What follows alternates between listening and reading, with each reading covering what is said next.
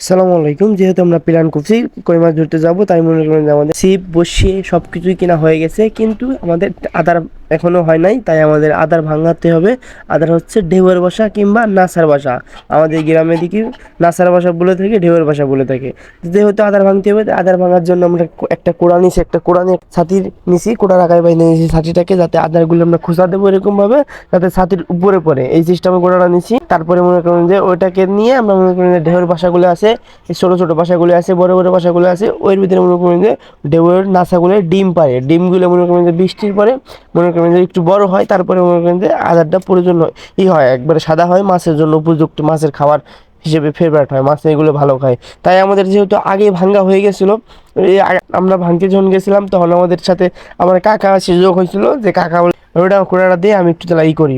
তারপরে মনে করেন যে আমরা তো ভাঙছি, ভাঙার পরে মনে করেন যে কাকা আসার পরে কাকার একটু দিলাম, কাকাও একটু ভাঙলো। কাকা মাছ ধরতে পারে, সে আবার ভালো মাছ ধরতে পারে, আর আমি ততটা মাছ ভালো ধরতে পারি না। মাছ ধরতে পারে হলো রিফাত, ওই যে আমার চাচাতো ভাই, ও অনেক ভালো মাছ ধরতে পারে, ঠিক আছে।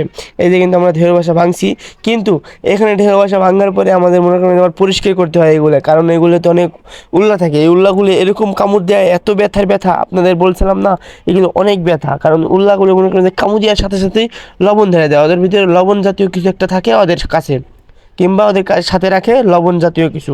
এরপরে ওরা মনে করেন যে লবণ ঢেলে দেয়, এই লবণগুলো মনে করেন যে প্রচুর ব্যথা করে, এত ব্যথা করে। এই যে এখানে পুরোটাই ভইরে উল্লা আর উল্লা। এখন এইগুলো মনে করেন যে হাত দিয়ে ধরে উড়াইতেছি, কিন্তু অনেক কামড়াইতেছে।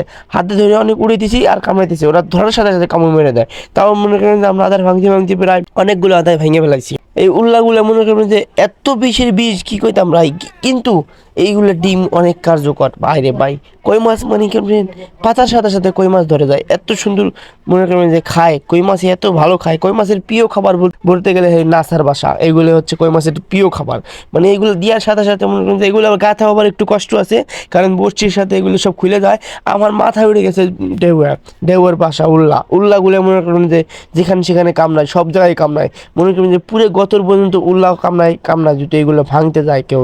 তো আমরা এগুলো একটু রোদে রাখছিলাম যাতে উল্লাগুলো একটু চলে যায়। তো উল্লাগুলো যাওয়ার পরে মনে করেন যে একটু রোদে রাখছি, কারণ উল্লা রোদ সহ্য করতে পারে না, এগুলো রোদ থেকে চলে যায়। এই কারণে মনে করেন যে আমরা একটু রোদে রাখছি যাতে ওরা একলা একলা নিজে নিজেই চলে যায়, আমাদের কষ্ট কম হয়। তো তারপর মনে করেন যে এগুলো রাখার পরে আমরা মনে করেন যে যতই পাড়াছি ছাড়াইছি, তারপর মনে করেন যে আমরা দুইজনে ভরার চেষ্টা করতেছিলাম। এখানে তাও মনে করেন যে 200 গ্রামের মতো 150 গ্রামের মতো আদার হয়েছে।